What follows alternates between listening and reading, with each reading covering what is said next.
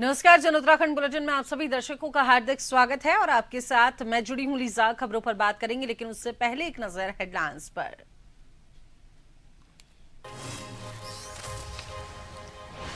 प्रधानमंत्री मोदी के उत्तराखंड दौरे की तैयारियां तेज। सीएम धामी ने उच्च स्तरीय बैठक में दिए निर्देश। दिल्ली देहरादून इकोनॉमिक कॉरिडोर का करेंगे शुभारंभ।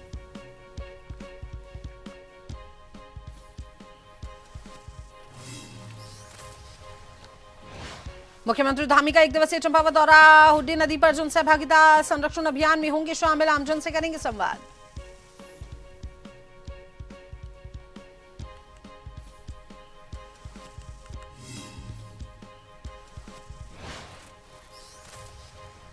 उत्तराखंड में डिप्लोमा इंजीनियरों का आंदोलन जारी। कांग्रेस ने दिया समर्थन। निर्माण कार्य ठप, ठेकेदार और श्रमिक प्रभावित।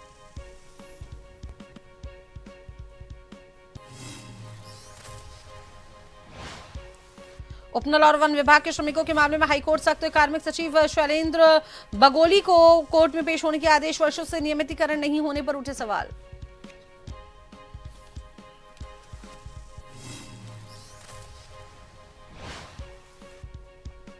उत्तराखंड में बारिश, बर्फबारी से लौटी कड़ाके की ठंड। फसलों को भारी नुकसान। बिजली गिरने और तेज हवाओं का येलो अलर्ट।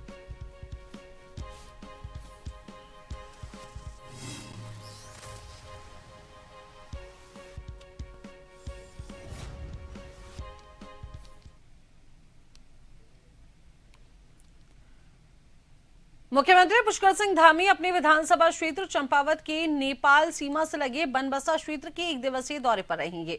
जिलाधिकारी मनीष कुमार के अनुसार मुख्यमंत्री अपराह 4:15 बजे आर्मी हेलीपैड बनबसा पहुंचेंगे, जहां से वे सड़क मार्ग से आनंदपुर यानी कि चंदनी के लिए रवाना होंगे और अपराह 4:35 पर मुख्यमंत्री आनंदपुर पहुंचकर हुड्डी नदी जन सहभागिता संरक्षण अभियान में हिस्सा लेंगे और इसके बाद 5:30 बजे उधम सिंह नगर के खटीमा के लिए वो प्रस्थान करेंगे। जिलाधिकारी ने सभी संबंधित विभागों को मुख्यमंत्री के भ्रमण को देखते हुए आवश्यक व्यवस्थाएं समय पर पूर्ण करने के निर्देश दिए हैं।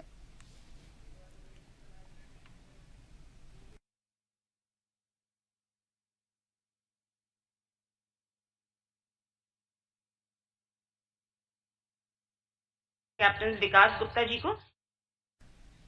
तो चलिए एक बार फिर नजर डालेंगे उत्तराखंड की खबरों की ओर। मुख्यमंत्री पुष्कर सिंह धामी ने 14 अप्रैल को प्रस्तावित प्रधानमंत्री के उत्तराखंड आगमन और दिल्ली देहरादून इकोनॉमिक कॉरिडोर के शुभारंभ की तैयारियों को लेकर उच्च स्तरीय बैठक की। उन्होंने कार्यक्रम को भव्य और जन भागीदारी के साथ आयोजित करने के निर्देश दिए। मुख्यमंत्री ने कहा कि इस ऐतिहासिक अवसर पर सांस्कृतिक कार्यक्रमों के जरिए उत्तराखंड की समृद्ध लोक संस्कृति, गढ़वाली, कुमाऊनी और जौनसारी की झलक दिखनी चाहिए। साथ ही पूरे प्रदेश में स्वच्छता अभियान चलाने और कार्यक्रम को जन उत्सव के रूप में मनाने की अपील की गई। धामी ने कहा कि दिल्ली देहरादून इकोनॉमिक कॉरिडोर से यात्रा समय में आएगी, जिससे पर्यटन, रोजगार और व्यापार को बड़ा बढ़ावा मिलेगा। उन्होंने इसे उत्तराखंड के विकास का स्वर्णिम अध्याय बताया।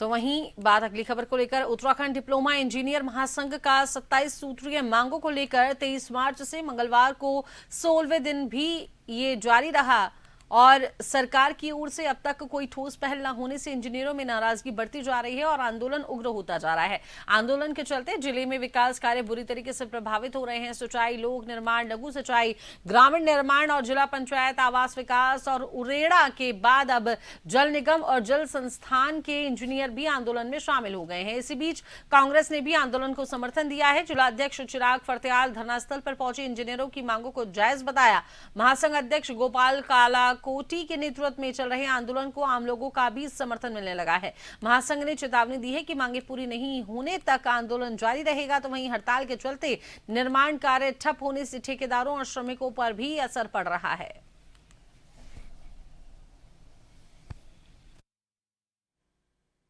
कांग्रेस पार्टी ने हमेशा कर्मचारियों के हित के लिए, जनता के हित के लिए काम किया। लेकिन भाजपा की ये जो डबल इंजन सरकार है वो मात्र बनियाओं के हित के लिए काम कर रही है। उनको ना जनता से कोई लेना देना है, ना कर्मचारी अधिकारियों से लेना देना है, और उनको मात्र अपने बनिया और भाजपा के बड़े नेताओं के साथ मतलब है। तो मैं कहना चाहता हूँ अपने इंजीनियर भाइयों से कि मैं उनके साथ और पूरी कांग्रेस पार्टी और पूरा समाज इन लोगों के साथ खड़ा है। इनकी जायज़ मांगे हैं और सरकार जब तक इनकी जायज़ मांगों को पूरा नहीं करेगी, हम पूरी कांग्रेस पार्टी के साथ मजबूती से खड़ी रहेगी।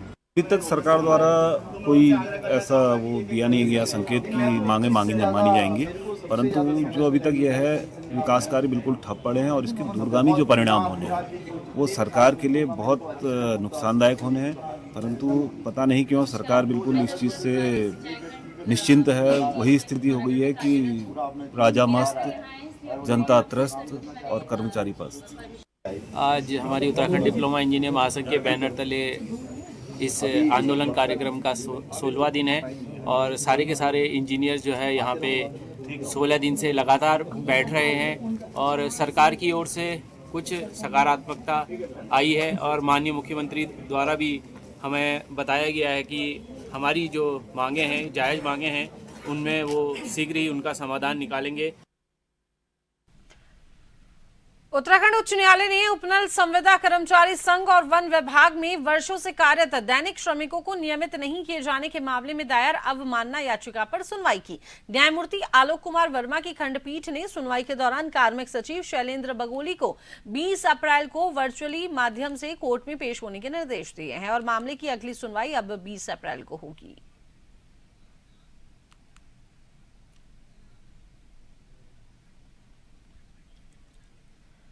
गोविंद वल्लभ पंत कृषि एवं प्रौद्योगिकी विश्वविद्यालय पंतनगर के 37वें दीक्षांत समारोह में राज्यपाल लेफ्टिनेंट जनरल गुरमीत सिंह सेवानिवृत्त ने बतौर मुख्य अतिथि कार्यक्रम में शिरकत की और कार्यक्रम को संबोधित करते हुए महामहिम ने कहा कि दीक्षांत जैसे इस महत्वपूर्ण और प्रेरणादायी समारोह में अपनी ऊर्जावान अमृत पीढ़ी से संवाद करने का अवसर प्राप्त होना मेरे लिए अत्यंत हर्ष और गर्व का विषय है। उन्होंने इस अवसर पर अपने परिश्रम और समर्पण से ये सफलता अर्जित करने वाले सभी विद्यार्थियों को हृदय से हार्दिक बधाई और शुभकामनाएं दी है। उन्होंने कहा कि आज का ये अवसर केवल डिग्रियों के वितरण का नहीं बल्कि हमारे राष्ट्र के कृषि इतिहास, उसके संघर्ष, उसकी उपलब्धियों और उसके उज्जवल भविष्य का उत्सव है और यह वह महत्वपूर्ण क्षण है जब हम अतीत की चुनौतियों से सीख लेते हुए वर्तमान की उपलब्धियों पर गर्व करते हैं और एक सशक्त, समृद्ध एवं आत्मनिर्भर भारत के निर्माण हेतु नए संकल्पों का निर्माण करते हैं।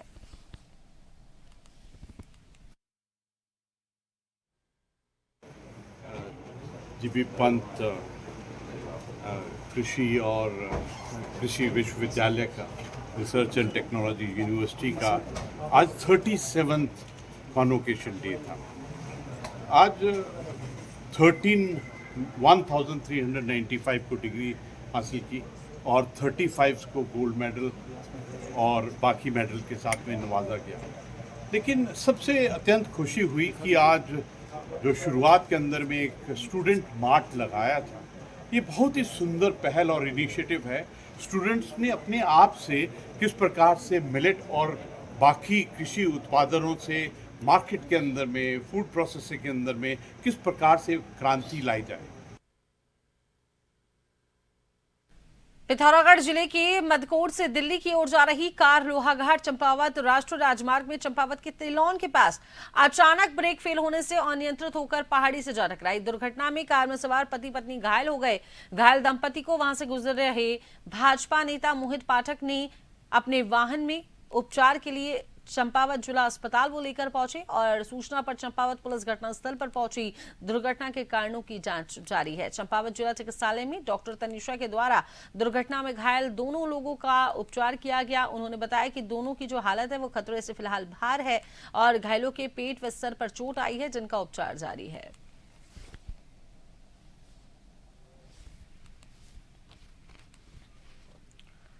हरिद्वार श्यामपुर थाना क्षेत्र के अंतर्गत रसियाबड़ हाईवे पर दो बसों की आमने सामने की टक्कर हो गई, जिसमें 10 से 15 यात्री घायल हो गए हैं। हादसा उस समय हुआ जब देहरादून से लौट रही एक बारात की जो बस थी वो बिजनौर और हरिद्वार रोडवेज जो बस थी वो आपस में टकरा गई और टक्कर इतनी जोरदार थी कि दो लोग बस में फंस गए, जिन्हें पुलिस ने मौके पर पहुंचकर रेस्क्यू कर बाहर निकाला और सभी घायलों को 108 एम्बुलेंस की मदद से अस्पताल भेजा गया है। समय रहते राहत और बचाव कार्य शुरू होने से बड़ा हादसा होने से टल गया। घटना के बाद पुलिस ने यातायात को सुचारू करवाया और यात्रियों को दूसरी बसों के जरिए उनके गंतव्य की ओर रवाना किया।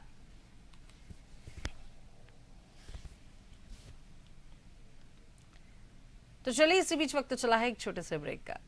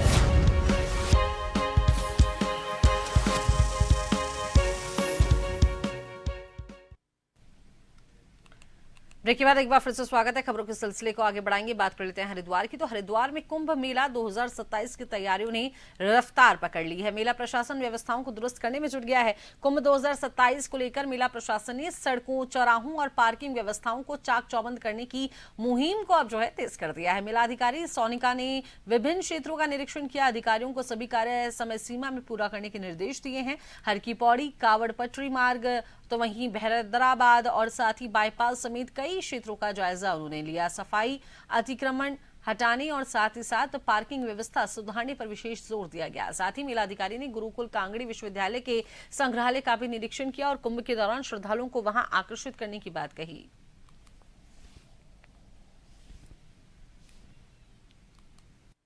जहाँ जहाँ हमारी मेजर रोड है, स्पेसिफिकली हम लोग जो रोड हम लोग बना रहे हैं, बड़ी जो मेजर रोड्स हैं उनका भ्रमण किया गया और साथ ही साथ पूरी जो कांवड़ पटरी है हमारी उसको मैंने देखा कहाँ कहाँ काम की रिक्वायरमेंट है वहाँ पे। इसके अलावा शहर में जो मेजर पॉइंट्स हैं जैसे बस स्टैंड हो गया, हमारे रेलवे स्टेशंस हो गए, भीमगौड़ा जो है हमारा वहाँ भी उस एरिया में भी हम लोगों ने पूरा देखा और जो हमारी पार्किंग है वो भी हमने देखी। तो जहाँ जहाँ काम की हमें रिक्वायरमेंट लग रही है हम उसकी लिस्टिंग कर रहे हैं और उसी के अनुसार आगे काम कर रहे हैं।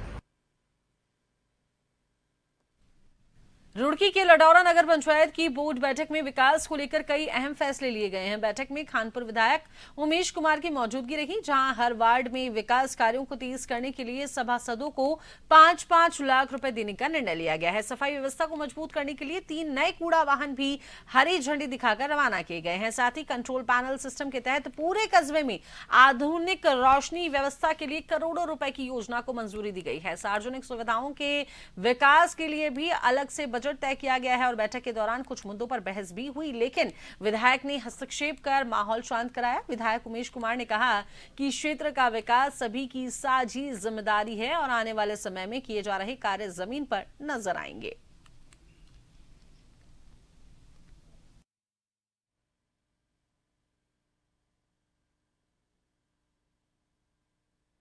कुछ प्रस्ताव नगर पंचायत के पहले आए थे जो सभी सभासदों की सहमति से नगर पंचायत अध्यक्ष ने दिए थे। एक था कि लंढोरा में संपूर्ण लंढोरा को जो है रोशनी से जगमग करने के लिए कंट्रोल पैनल चलित सिस्टम पूरे लंढोरा में होना चाहिए।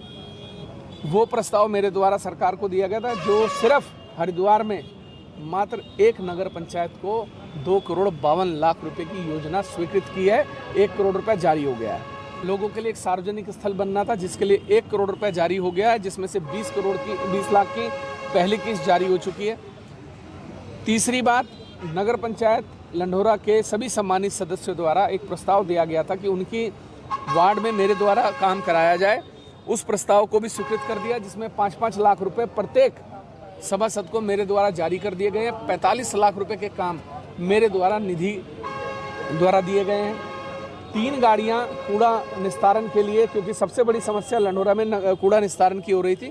3 नई गाड़ियां लगभग 45 से 50 लाख रुपए की मेरे द्वारा आज नगर पंचायत को दे दी गई हैं। बोर्ड की बैठक है, बजट की बैठक की बोर्ड में से कोई प्रस्ताव था नहीं आज जी।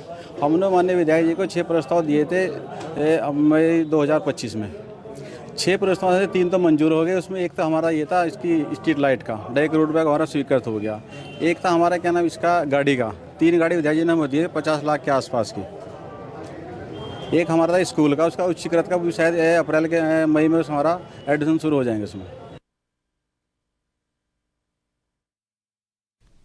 नैनीताल जिलाधिकारी ललित मोहन रयाल के निर्देश पर रामनगर में प्रशासन एक्शन मोड में नजर आ रहा है। देर शाम को जिलाधिकारी गोपाल सिंह चौहान के नेतृत्व में स्टेशनरी और बुक सेलरों की दुकान पर आकस्मिक छापेमारी की कार्रवाई की गई, जिसमें स्कूलों द्वारा अभिभावकों पर किताब और ड्रेस खरीदने के दबाव की शिकायतों की जांच की गई। रामनगर में लगातार मिल रही शिकायतों के बाद प्रशासन ने सख्त रुख अपनाया है। एसडीएम गोपाल सिंह चौहान ने शहर की विभिन्न किताब और स्टेशनरी दुकानों पर छापेमारी की कार्रवाई की और इस दौरान ये जांच की गई कि कई निजी स्कूल छात्रों और अभिभावकों को किसी खास दुकान से किताबें खरीदने के लिए मजबूर तो नहीं कर रहे हैं या किसी निजी प्रकाशक की महंगी किताबें लेने का दबाव तो नहीं बनाया जा रहा। ड्रेस के मुद्दे पर भी प्रशासन सख्त नजर आया है। एसडीएम ने कहा कि ड्रेस के नाम पर ओवर रेटिंग बिल्कुल बर्दाश्त नहीं की जाएगी और तय कीमत से ज्यादा वसूली करने वालों के खिलाफ सख्त कार्रवाई की जाएगी। एनसीईआरटी के अलावा कुछ बुक्स रिकमेंड करते हैं, स्कूल वाले रिकमेंड करते हैं, उसको भी हम देते हैं। हालांकि जब मैंने पब्लिक से पूछा, पब्लिक से भी मेरी वार्ता हुई है, उनके द्वारा भी बताया गया है कि कुछ पर्ची वगैरह हमको स्कूल से मिलती है, लेकिन जब मैंने पर्ची का अवलोकन किया, जब मैंने पर्ची देखी तो उसमें उन्होंने केवल क्लास लिखा हुआ था। कौन सी बुक उन्होंने रिकमेंड की है ये कहीं भी कोई जिक्र नहीं था। तो इसको लेके स्कूलों के भी निरीक्षण किए जाएंगे, स्कूलों में भी देखा जाएगा। बच्चों के बैग भी चेक करने पड़ेंगे कि स्कूल वालों ने कौन सी बुक इन्होंने रिकमेंड की है। राजधानी देहरादून में रात से रुक रुक कर हो रही बारिश लोगों के लिए अब चिंता का कारण बन गई है, जिससे तापमान में लगभग 6 डिग्री सेल्सियस की गिरावट दर्ज की गई है। पिछले 3 दिनों से पहाड़ों में भी लगातार बारिश और बर्फबारी का सिलसिला जारी है, जिससे प्रदेश में कई हिस्सों में ठंडक बढ़ गई है। अप्रैल में हो रही इस बर्फबारी और बारिश से किसानों की चिंता बढ़ गई है। मौसम के इस बदलाव का असर रबी की फसलों के साथ साथ बागवानी पर भी पड़ रहा है, जिससे लीची और आम की फसल पर असर पड़ने की आशंका है। मौसम विभाग ने देहरादून, टिहरी, पौड़ी, नैनीताल, चंपावत और उधम सिंह नगर में गरज चमक के साथ बारिश की चेतावनी जारी की है।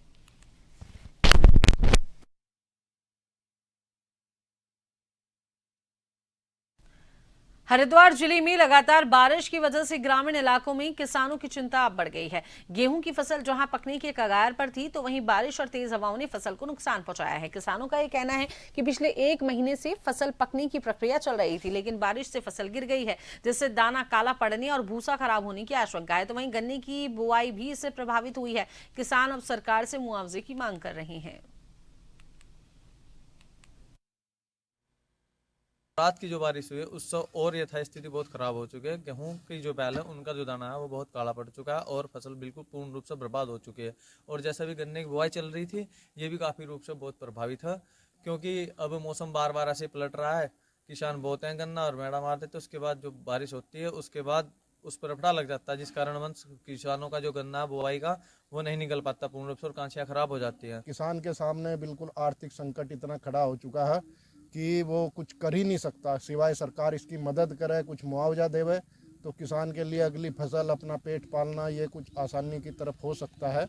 किसान से यही, सरकार से भी यही निवेदन है कि किसान की थोड़ी मुआवजा की तरफ ध्यान दिया जाए और किसान को इसे मुआवजा दिया जाए जो यहाँ पे गेहूं की फसल बर्बाद हो चुकी है किसान की। फल पट्टी के रूप में प्रसिद्ध डोईवाला ब्लॉक की न्याय पंचायत रानी पोखरी के बगीचों में इन दिनों आम और लीची के पेड़ों पर बौर यानी कि फूल आने का समय है, लेकिन बदलते मौसम और प्रतिकूल परिस्थितियों ने बागबानों की चिंता को बढ़ा दिया है। लगातार बादल छाए रहने और रुक रुक कर हो रही बारिश और पर्याप्त धूप न मिलने के कारण बौर के खराब होने की आशंका लगातार बनी हुई है। स्थानीय बागबानों का यह कहना है कि यदि मौसम में जल्द सुधार नहीं हुआ तो चेपा रोग और अन्य कीटों के प्रकोप के चलते बौर खराब हो सकते हैं, जिससे उत्पादन पर सीधा असर पड़ेगा, जिससे किसानों की आमदनी प्रभावित होने के साथ साथ आर्थिक नुकसान की स्थिति भी बन सकती है। डोईवाला क्षेत्र में लगभग 120 हेक्टेयर में आम और 90 हेक्टेयर में लीची की बागवानी है। जानकार बताते हैं कि सर्वाधिक बगीचे रानी पोखरी एवं थाना क्षेत्र में है, जहां पर दूधली और माजरी ग्रांट में भी बागवानी की जाती है। तो फिलहाल सामान्यतः यहां पर लीची की जो फसल है वो मई के अंत तक और आम की जून माह तक तैयार हो जाती है, लेकिन इस बार उत्पादन प्रभावित होने की आशंका बनी हुई है। उधर बागवानों का यह भी कहना है कि उद्यान विभाग और सरकार की ओर से समस्या को लेकर अपेक्षित स्तर पर ध्यान नहीं दिया जा रहा। मौसम जो चेंज हो रहा है आपके, ये लगातार जो बादल और बारिश की कभी कभी बूंदियां आ रही हैं, इसकी वजह से पहले तो फफूंदी टाइप लगा और उसके बाद चेपा पे जो एक रोग होता है वो पेड़ों में आ रहा। और ये जब तक पूरी धूप नहीं लगी और इसमें चूकने का स्प्रे तो फसल को नुकसान पहुंचाता चलेगा इसी तरीके से। हालांकि अब लग रहे हैं ब्लॉक से इधर से लग रहे हैं, ठेकेदार लोग उस पर स्प्रे वगैरह करके दूर करने की कोशिश कर रहे हैं, लेकिन इससे फसल को नुकसान पहुंचा है। भारत का सबसे पुराना राष्ट्रीय उद्यान और सबसे प्रतिष्ठित वन्यजीव स्थलों में से एक जिम कॉर्बेट राष्ट्रीय उद्यान में आने वाले पर्यटकों में अप्रत्याशित मंदी दर्ज की गई है। देखिए रिपोर्ट। भारत का सबसे पुराना राष्ट्रीय उद्यान और सबसे प्रतिष्ठित वन्यजीव स्थलों में से एक जिम कॉर्बेट राष्ट्रीय उद्यान में आने वाले पर्यटकों में अप्रत्याशित मंदी दर्ज की गई है। कभी बाघों को देखने और जंगल सफारी के लिए उत्सुक पर्यटकों से गुलजार रहने वाले इस उद्यान में वित्तीय वर्ष 2025-26 के दौरान पर्यटकों की संख्या में भारी गिरावट दर्ज की गई। इससे राजस्व में भी भारी कमी आई। इस बार कॉर्बेट टाइगर रिजर्व को 2025-26 वित्तीय वर्ष में लगभग 27 करोड़ 75 लाख राजस्व की प्राप्ति हुई है और ये पिछले वर्ष के मुकाबले थोड़ा कम है। और पिछले इस वर्ष जो टूरिस्ट लगभग पहुंचे हैं 4,946 पर्यटक कॉर्बेट टाइगर रिजर्व में पहुंचे हैं। पिछले वर्ष 4,59,395 लगभग पर्यटक पहुंचे थे। तो ये जो पर्यटकों की संख्या में जो अंतर दिख रहा है ये विभिन्न कारण हो सकते हैं, इसके लिए हम लोग आश्वस्त नहीं कर सकते, क्योंकि इसमें पश्चिम एशिया का तनाव भी है या कुछ और मौसम के बदलाव या कुछ भी अन्य कारण हो सकते हैं। हालांकि जिम कॉर्बेट के अधिकारियों का कहना है कि कई बाहरी कारकों ने पर्यटकों की संख्या को प्रभावित किया होगा। वहीं पर्यटन क्षेत्र से जुड़े लोग लोकप्रिय क्षेत्रों में उच्च परमिट दरों और जीप बुकिंग करने में कठिनाइयों को गिरावट के संभावित कारणों के रूप में गिना रहे हैं। इसके कई कारण हैं। एक तो जो यहाँ पे कई सारे जोन खुल गए हैं वो भी है, लेकिन पिछले 1 साल से अगर देखा जाए तो यहाँ के चाहे जिप्सी पर्यटक हों, जिप्सी स्वामी हों, चाहे एजेंट लोग हों, सभी लोगों ने ये मांग उठाई थी कि जो कॉर्बेट के अंदर परमिट के रेट हैं वो बहुत ज़्यादा हैं, चाहे वो नाइट स्टे के हों, चाहे वो डे विजिट के हों, वो अत्यधिक हैं। अत्यधिक होने के कारण और दूसरी चीज़ क्या है जिसको आपने भी उठाया था, आपने भी इस खबर को चलाया था कि ढिकाला जोन में जो जीपर को दे दिया गया है वहाँ से बुकिंग ही नहीं हो पा रही है अन्य पर्यटकों की, जिसके कारण राजस्व की कमी हुई है। और जो अन्य जोन खुल गई हैं वो जोन जो है वहाँ पर सफारी करना बहुत आसान है परमिट के रेट भी कम है, इजीली लोगों को मिल जाता है, तो इसलिए कॉर्बेट में जो है ये होना ही था। पर्यटकों की संख्या में हालिया गिरावट के बावजूद जिम कॉर्बेट नेशनल पार्क अपनी समृद्ध जैव विविधता और विश्व प्रसिद्ध बाघ अभयारण्य के रूप में जाना जाने वाला एक प्रमुख वन्यजीव पर्यटन केंद्र बना हुआ है। जन उत्तराखंड बुलेटिन में अभी के लिए केवल इतना ही। बने रहिए जन टीवी के साथ। नमस्कार।